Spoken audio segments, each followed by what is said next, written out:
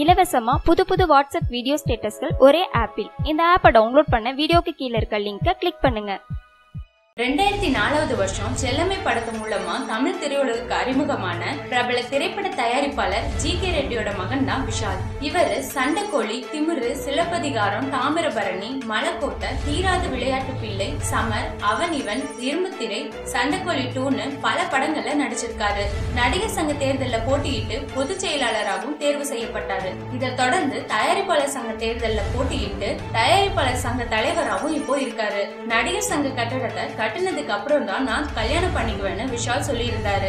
ஆனா ஹைதராபாத்தை சேர்ந்த தொழிலதிபர் விஜய் ரெட்டியோட பொண்ணு அனிஷாவை விஷால் திருமணம் செஞ்சுக்க போறதாகவும் நிச்சயதார்த்தம் நடந்துருச்சுன்னு பேசப்பட்டுச்சு. இந்த செய்தியை இப்போ விஷால் உறுதி செஞ்சிருக்காரு.